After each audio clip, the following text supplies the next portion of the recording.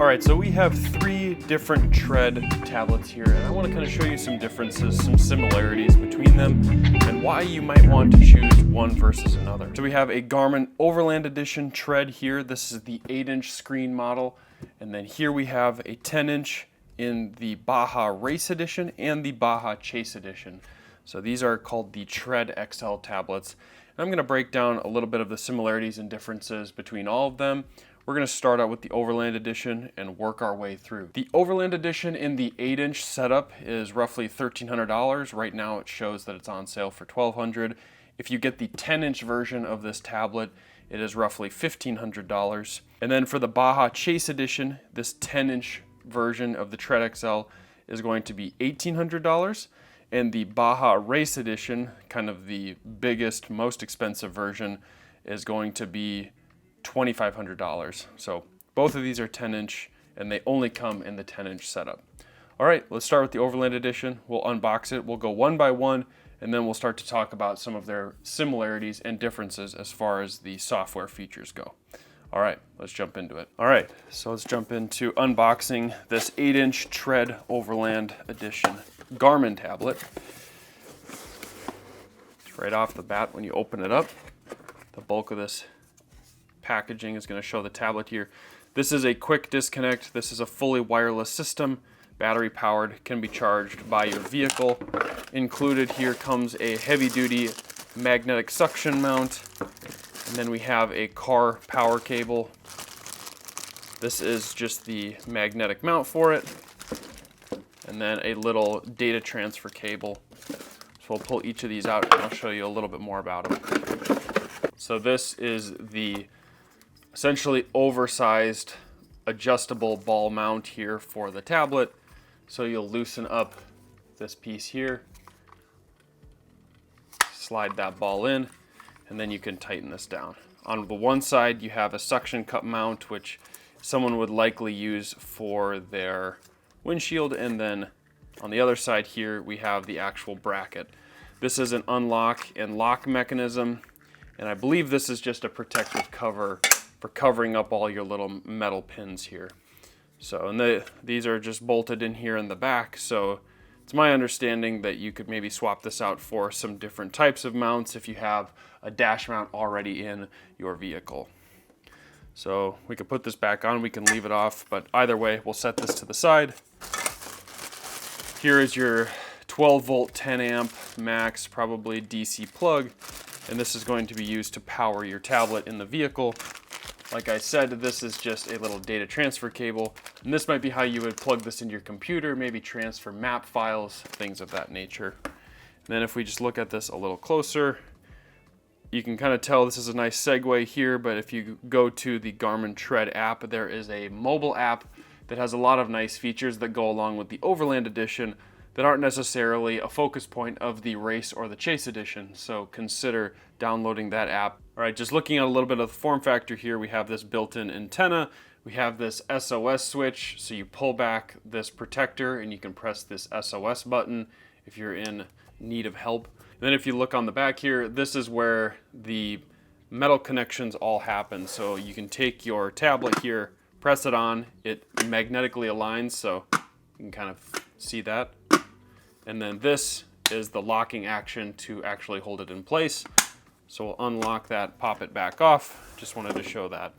So not a ton of different equipment comes in the Overland Edition packaging. And then last but not least, we've got a couple of buttons on the side here. So we've got a up and down button for volume, and then a micro SD slot, and our USB-C data connection as well. So those are a couple different connections we've got. Then the charging and everything will happen through this interface here, so you don't need to plug in a power cable. This USB-C might actually allow you to charge, but I haven't tested that. All right, that's kind of the exterior form factor. Let's jump onto the screen, but first we're gonna unbox the other two, and then we'll start showing the different software differences. So let's set this aside. Here we have the Garmin Tread XL tablet, and this comes in a 10-inch setup. It's roughly $1,800, and this is really targeting Baja Chase teams and the support teams that go into making sure that the Baja race trucks are supported throughout the entire race And so whether that be mapping out the race ahead of time or tracking them during the race, there's lots of nice features built into this. So let's get this unboxed, and we'll talk a little bit about some of what comes in the packaging and just the physical form factor. And then we will look at the race tablet before looking at all these different features. Being that this is more for media purposes than necessarily the packaging coming for a customer, they maybe in this box doesn't have all of the aesthetic presentation that you would potentially expect. That was shown kind of in the Garmin Overland, but not necessarily for these. All right, so similar to the Overland tablet setup, we're going to have a similar power cable and magnetic mounting system included in the packaging. And so when we plug in this power cable here, get everything lined up. And just like the Garmin Overland edition, this you can orient correctly, suctions on just like so with those magnets, and aligns nicely. We'll have that locking feature up at the top, just like on the other tablet as well. If we look at the side here, very similar to the Overland edition, we have that USB-C port and the micro SD card slot. And then we have a positive and negative here for the volume. On the similar to the Garmin Overland edition, power button on the back. And then we have another antenna right up here at the top with our SOS button on the side. And this comes with 128 gigabytes of internal storage, whereas the Garmin Overland edition only comes with 64 gigabytes. The internal storage of this is also the same as on the Race Edition tablet. Okay, so this is essentially everything that comes in the box. It's comparable or equivalent in like accessories and additional mounts to the Garmin Overland edition. Let's set this one aside as well, and we'll get out the Race Edition tablet. All right, last but not least, let's talk about the Baja Race Edition version of the Tread XL. This is a 10-inch tablet with 128 gigabytes of internal storage and some additional mounts and nice additional accessories included. So like I said with the previous unboxing, this is more for showcasing within the media. So we've already unboxed this, so that's why some of the maybe pretty packaging has been removed. We'll take everything out of here. We've got a number of nice included accessories. So probably the most impressive and deciphering additional mount or feature that comes with the Race Edition tablet is this large interfacing, and I believe it's more intended to be flush mounted to some panel within the vehicle. So if you're doing really high speeds in your race truck, you may want lots of physical buttons so that you don't need to navigate a touch screen while it's potentially shaking around, these sorts of things. So this is a very useful interface, and on the back of here we've got a couple of different plugs. We've got our GNSS antenna, and we've got the Iridium antenna, and then we also have a couple of other little interfaces back here. We've got the red power cable, and then this other data transfer port. So I'll talk a little bit more about those here in a second. So the Iridium port here on the back is important for the Garmin InReach software system that a lot of people will pay for. This allows you to track your team members and have satellite communications between your teams. So there's a lot of nice messaging and location tracking that is available through that. The blue GNSS connection, this is a approach where you use multiple satellite communication protocols to build a really accurate location tracking system for, tracking the race truck. So this is your cable here to interface with that GNSS port, and that's where you would connect one of these satellite antennas. And all of this is included with your system. So we've got another little flush mounted plastic piece there, and I believe these 3 threaded screws are for that. And that's what those 2 ports are for. These are essentially external connection points that you would use for your InReach and your satellite communication.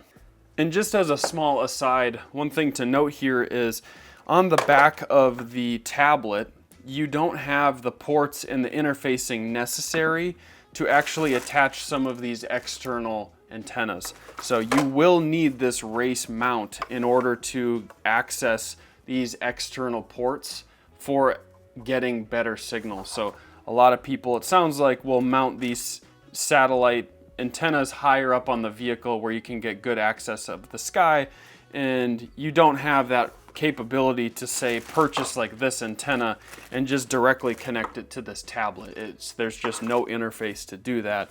And so that's something to note, and why it would be of value to have the race edition with these expanded out ports. So then moving on to these two ports over here, this is a power port and then our data transfer port. This is sort of like an interface connection to the tablet, similar to that USB-C cable. And the interesting thing about this power cable that I was noticing, I don't know if this is necessarily a feature that a lot of race trucks use, but if we look at this power cable that's included, here is the plug interface with the little waterproof, dustproof connection, and then here is our red and hot connection here on the other side. But what I think is most interesting is it will take an input from 10 to 30 volts at 3 amps. So this is likely targeting people that would use a 12 or 14 volt battery system or a 24 to say 28 volt battery system. So depending upon how you design the voltage in your DC power system, this little transformer will accept both styles and then output the correct 10 to 12 volt 3 amp power to the tablet. So I thought that was kind of interesting and unique. If you have a 24 volt system, this might be useful. Okay, so we'll set that aside, and I wanted to just show this locking mechanism right up here at the top. So first what you'll do is you'll unlock this primary, or maybe that's considered the secondary form of locking. So we move it to the unlock position here, and then this top tab will pop open and that releases this. So there's two forms of locking, and then now your tablet will pop out. Again, there is that magnetic pull, so it's going to take a little bit of force to pop it out of this mount. As just an aside, here is a interface, so if you don't have a good plate where you can mount that bracket to, you can use this, and this is a nice way to mount up this plate to something on your dash. So that's what these 4 bolts here are for. That would be to interface with this mount. And then this cutout here is likely for routing cables down below. So here is the tablet that came with the Race Edition packaging. Here on the side, we still have that same interface. So you've got your USB-C port right on the side and a micro SD card slot for some expanded storage. On the back, we have the power, we have our same antenna, and then we've got our SOS button on the side and the same interfacing on the back. So one thing I was noticing is you could interface this similar to other pre-runner trucks, or you could pull this out of your system and use it somewhere else outside the race truck in the normal fashion that you would use the race tablet or the chase tablet. And one thing that I think is interesting is if you look here on the back, this says the Tread XL Baja Race Edition. And if you look on the chase setup and look on the back there, it says the Tread XL Baja Race Edition. So when looking at these two tablets, if you're buying the Chase or the Race Edition, the branding really revolves around the accessories that come within your packaging and not so much the actual tablet itself, because from what I can gather, the two tablets are going to be borderline equivalent as far as their software features. And we'll get into that in a little bit, but first what I want to do is actually jump back to the Overland tablet and talk about some of the features on there and why it's maybe more of a use case tablet for a lot of people just generally off-roading, camping, overlanding, maybe you're doing rock trails, whatever you're doing. I'm going to talk a little bit about that tablet, and then we'll come back and we'll set that as the stage and why these race tablets are a lot more use case specific. All right, let's jump over to the Overland Edition tablet. Here's one last view of just kind of the hardware all laid out with the different packages. So here is the Chase series. We've got that power cable, the mount, and the tablet. And then if we come over here, we've got the Race series. And the Race series has this flush mounted interface for the Garmin InReach and the satellite antennas. And then we also have that interfacing mount if you don't have a good flush mount place to mount it, as well as the power cable and the race tablet. And then if we go over here, last but not least, we've got our small and 8-inch size tablet, which is the Garmin Overlander with the mount and the power cable. So there's a little hardware breakdown. Let's talk about the different software features now. Okay, so I just powered on the Garmin Overlander, and since I haven't set it up, I just was gonna walk through that process with you. So we'll go through here. So it shows a Wi-Fi setup here. I'm actually gonna skip this for now because if we were in a vehicle, you wouldn't necessarily have Wi-Fi connection. So I'm just gonna click next and skip that. Now it's showing to connect to the Garmin app, which now I'm going to select connect now. And I have this running on my phone here to the side. So you can scan that, which will take you to the App Store, and then we're going to pair a device. I'm going to pair a Garmin Tread. Find your Garmin device within your Bluetooth settings, and we're going to pair. We'll click pair on here, and then now what we can do is navigate back to our Tread app. We can say that's okay for it to send us these notifications. And now we're going to sign in to our Garmin app account.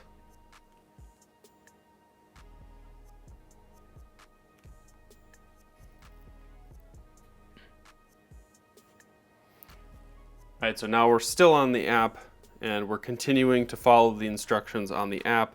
We'll say I've got a full-size vehicle, no trailer, off-road capable. We'll go level 4, max on-road speed. Probably 100, probably 90 to be honest. Check all those. High clearance,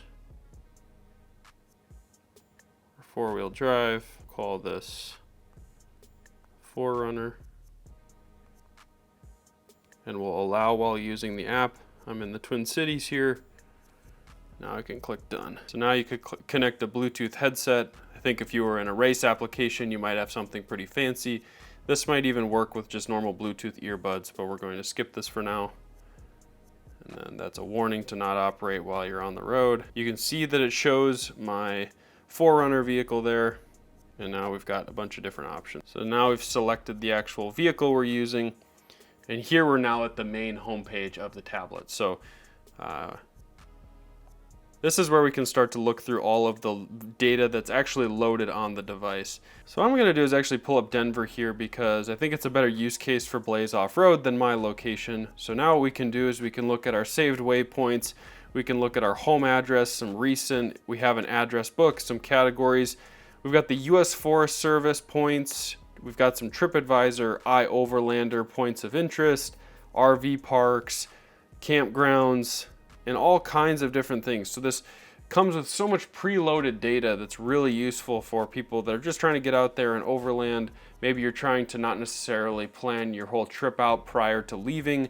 This is gonna have lots of nice waypoints and addresses and data that you can look at along the way. If we'll go back here, we can view the map.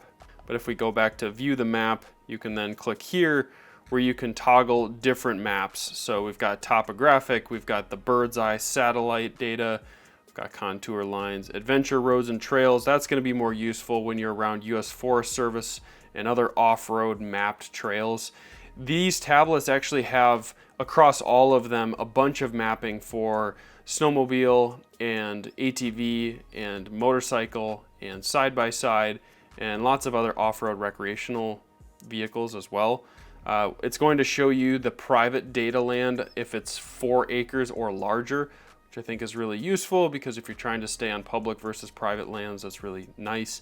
The public lands is also BLM data, so if you're really trying to, find some nice things on BLM land, or maybe you're trying to look versus national forest, you've got all this different data you can look between. For the sake of just kind of looking at some of this stuff, we could go to bird's eye, we could go to topographic. Come over here, we'll zoom into Denver. Now you're starting to see some of this satellite imaging data coming in. And if we come up here and maybe we'll just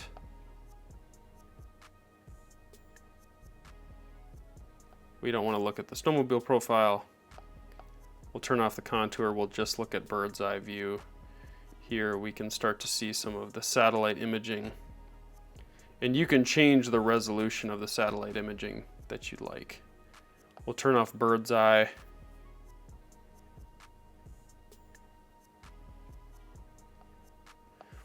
So one thing it's mentioning right now is it's saying that there's actually no bird's eye satellite data downloaded for this region, so you can go and then download specific regions.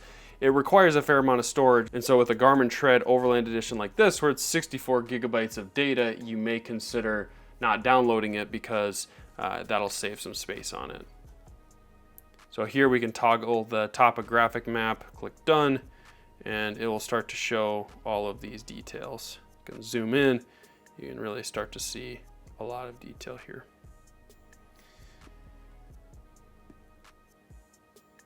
And these white parcels of land, these are the private data. And then, you know, there's other regions that are shaded green. This is going to be likely national forestry, but potentially BLM as well. And they'll all be labeled and marked. Continue to zoom out here, follow I-70 back into Denver. So that's just kind of like a little bit of a breakdown of these different layers. And now if we go down here and we click this little sandwich menu, this is going to show us just some more instantaneous details about my location. So we can toggle the weather, and this is going to show us a nice breakdown of what the current weather is. And I believe a lot of this is probably going to come through the InReach software subscription. So if you aren't subscribing to the InReach system, it might not really update this, because right now there's no way for this system to actually connect to some service. So there's going to be a few of these features that are going to be behind a paywall, but a lot of the mapping features are all included on the device. I stand corrected, the weather data actually updates with the location and data plan of your phone. So when you click this, it's going to ping your phone and likely pull this data from your phone. So now down here in the middle, we have the track recorder. This you can run and it will track the location that you've been and allow you to save different tracks so that in the future you can go back and look at those tracks. Finally, the weather here has loaded. This has all been pulled from my phone. So this data has been pulled from a local airport here, and this is all of the weather data. So that's good to know. You don't actually need to pay for the InReach subscription service, which is really just satellite communication to get this real-time weather updates. But you will need to have cell service. So if you're wanting that weather data in an area with no cell service, you may need an InReach account, because that's how you're going to get access to that data. We've got Group Ride. That is a feature where you can connect up multiple accounts and ride as a group. We've got our settings. We've got some additional apps here, and then, which kind of seems like just an expansion of settings. And then we have our InReach, which you would connect an InReach account, and then a route planner. So this is where you can look at all of your previously saved data and start to explore the data that you have. That's showing a cloud account setup if you want to save some of this to the cloud, but it seems like saving it locally would be more useful in an area where you wouldn't have good cell service. From a usability standpoint, something I'm noticing here is this touchscreen is a really nice size, and the physical haptics of the touchscreen feel nice.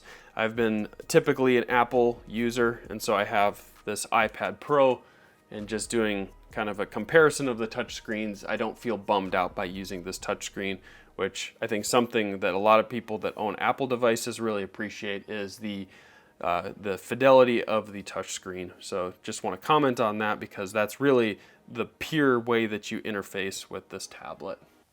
All right, so now that we have the two tablets here side by side, let's talk a little bit about their specs. So here is an 8-inch model, and here is the 10-inch model Tread, so you can kind of see their size differences. This comes with a 64 gigabyte internal hard drive. This comes with a 128 gigabyte internal hard drive. Both of them allow for up to a 256 gigabyte micro SD card. Both of these are going to be InReach compatible. The nice thing about InReach is it's a monthly subscription service that you can start and stop whenever. So if you only have a trip once a year, or maybe you only have a race once a year, that is easy to add. A couple things to note about these tablets in specific. The tablet on the left is our Tread Race or Chase tablet. you can see by the home screen here how purpose-built this is. So here we have the two different modes of race and chase map. The chase map is a little bit more like the planning stage, or being able to look at the map itself from a more zoomed out perspective. The race tab is more of you're in the actual moment, and this is what you would use to be tracking in real time as you go through a mapped out route that is your race route. So you can see really just how purpose-built this is. And then on the right side here, I think of this a little bit more like a smart GPS. We have this really nice interface here that allows you to kind of do some exploring. You can think about maybe different destinations you'd want to go, different routes you might take, what trails are available, the public and private land data, all of this sorts of stuff. So that's kind of why I think just looking at these side by side, you can tell how different the interface is designed, and that's for the different use cases. Getting a little bit at the hardware here, both of these tablets have very similar ports. They've got the SOS buttons for emergency situations. They've got the power button on the back. They both have this antenna here, and then they have a USB-C connection for plugging into your computer if you want to use the desktop application from Garmin. And then they've got a micro SD card slot. They both mount up magnetically, and both of them I have running off of DC chargers for the time being, which go into your standard cigarette lighter port in a vehicle. If you want to set up the power for the race tablet a little bit more dedicated, there is a wiring harness that you can wire into your vehicle. Talking a little more about the sensors in these have all the same sensors. So they have a GPS sensor, a Galileo sensor, a barometric altimeter, a compass, and then this multi-GNSS system. The multi-GNSS is used, and what it really stands for is it's the Multi-Global Navigation Satellite System, and this is used to synthesize different location sensors into one sort of conglomerate, summarized readout of what your current location is. And so GPS is a United States satellite network, and Galileo is a European-based satellite network. And both of them are useful for different things as far as I understand. It appears that the Galileo network has roughly a 1 meter jitter for your location, whereas the GPS has roughly a 3 meter jitter. So the Galileo network might be a little bit more accurate, but I think using multiple services here into one sort of summarized readout of your location is what really sets these tablets up for doing really impressive point by point and turn by turn projections of where you're going, and also recording where you've been. And when we really think about these maps, both of these maps are very similar. So both tablets have all of the same mapping data, and it's a really robust set of maps. So they use something called this OSM map, which is an open source map that is a vector-based map, and it's completely free actually. I was just kind of exploring it on the desktop. As far as I understand it, this map is what's primarily used for doing the shortest path problems, which what this essentially means is this is what is going on in the background when Google Maps or any map is going to tell you the shortest path from your current location to the destination that you want to go. But not only are they using this OSM map, which I think is primarily city roads, but I think it will have others as well, like forestry roads. But if we look at both of these tablets side by side here, we can actually pull up these map menus in the top right, and they showcase a lot of the same maps that are shown. So we've got street maps, we've got topographic maps, we've got these contour line maps. You can download satellite imaging for these bird's eye maps that you can toggle on. We can look at the different adventure roads and trails available, which if we just click into that, because it may be interesting to some of you, you can click here and you can look at different types of trails. So for 50 wide or less, that's going to be like smaller ATVs and dirt bikes. We've got motorcycles for dirt bikes. We've got special vehicle designation trails. I believe this is more for like snowmobiles, whereas here you can see that there's actually a snowmobile tab. The snowmobile tab here, though, you can't activate unless you set up a vehicle that is designed to be a snowmobile. And then we've got some other things here, as well as being able to just toggle some general difficulty. But both of these tablets have almost all of the exact same mapping data loaded on them. And then if you want additional data, you can load it onto the tablets or you can download it with a Wi-Fi connect. One thing that I had a little bit of difficulty finding on the race tablet, but they mentioned online, was this should have Campground and Overlander data loaded onto it, but I couldn't find it. However, if I went over here to the Overlander tablet, it was definitely available. So we would go to the apps. So then if we click campgrounds, we can go to Denver and we can search here. And this allows us to look at all the different local campgrounds that are nearby. And you can also start to toggle all kinds of other data here. So there's just lots of extra information on the Overlander tablet, like public lands and private lands and all these sorts of things that's really useful. And you can also toggle some of those things here, but I couldn't see some of the more camping and overlanding specific details. It was funny that this showed it on the menu on Garmin's website, but you can for sure look at the public and private lands. Private lands, it's only going to show you if it's 4 acres or larger, and I think that's just to keep the data sets lower, because if it was showing every quarter-acre property within a city, the data sets really start to get large. A couple of different hardware things between these two apps. They're both IP67 rated, so they have a water resistancy / small water proof rating, and then they're dust proof.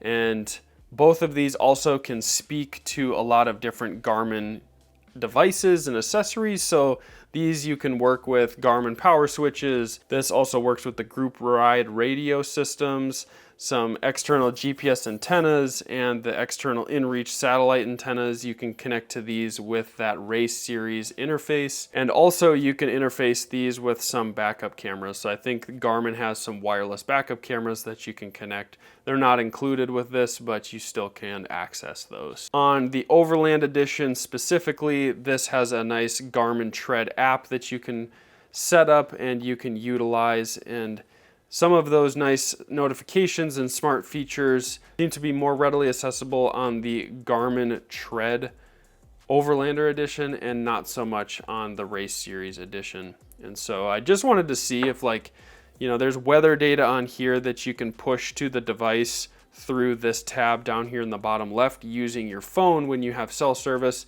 It didn't really seem like that was the case here within the race tablet. If we look within the race tab, we've got some different map data and race files and team tracking, but we don't really have anything that allows us to sort of look at the landscape a little bit more specifically. So this is a very race-built tablet. If you go into like the team tracking, we have a tab here for looking at your different members within your team. This all requires an inReach account, but then you're able to directly message certain team members, or you can group message with your team, and then you can also track all the locations of your different team members. So if you want to know where certain members are with respect to providing support, or if you want to actually track the race truck and know where its location is along the route or what speed they're traveling at, if they've been sitting still too long, maybe you can reach out to that race truck and make sure there isn't some sort of health emergency or some sort of failure that's going to require additional support trucks to go help out.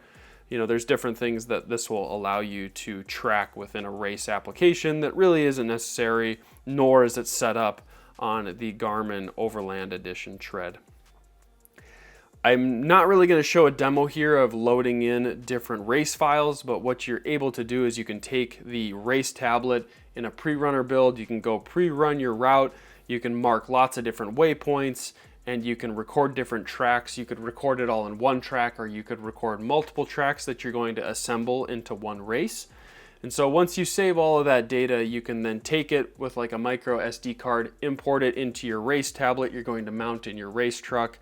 And this allows you to then set up your whole route. You can order all of the tracks so that when you click race and you actually want to run your race, you can look at all your different waypoints. It will color code your turns. So if they are more aggressive turns, it will actually change the color of your trace on the map. You can toggle satellite view. So if you want to take a quick route change on the map and it's not actually been pre-ran and mapped out, you can do that. If you're actually in the middle of a race, you're gonna have all your different waypoints here on the left. And then in addition, your map is gonna showcase two like different mile markers. So if you have a turn coming up, it'll showcase how far away that is, so that if you want to maybe gun it for the next mile quick before you turn, you can do so as well. So there's a lot of very nice features here where you can record different characteristics about a different racetrack and then pull it from your tablet and lay it all nicely out on the race truck's tablet so that the person who's being the co-pilot can really help guide the driver. I talked about all those software features, but I want to just quick mention that there are these physical buttons. So if you're not using the touchscreen while out on a race, we can zoom with this plus and minus here. Obviously the power button. These 4 arrows are for panning around your map, an accept and a back arrow. And then we also have, this will I think lock into your location. And then we have a waypoint marker and going to your inReach communication button here. So these are some of the physical buttons that are really useful when your thing is jostling all around. You're not going to want to be using a touch screen. So that's really some of the specific versions of the tracking within the race tablet that you're not going to see on the Garmin Overlander here, where you essentially have this little tab here where you just click start. It's going to use this method called breadcrumbs, where it's going to take data points in the past of your location to map out the tracks that you've been on.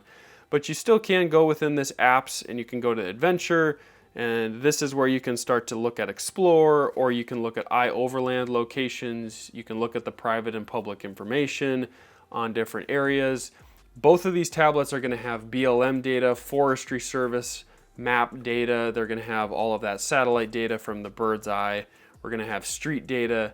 There's so much preloaded map data on here that it really allows you to explore around without needing to download it. A lot of other softwares out there on the market right now require you to do a lot of legwork at home and load a lot of information maybe on your phone or your iPad, these sorts of things.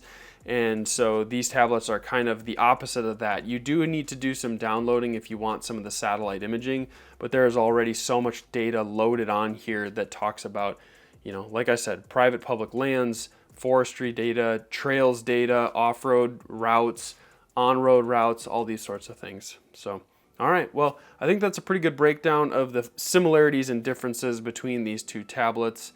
If you've got any more questions, feel free to reach out to Blaze Off-Road. We'll be happy to spec out a system for your particular use case. If you've got any questions on which tablet you should go with based on your use case, happy to talk more about that. All right, well, until next time, we'll catch you in the next video.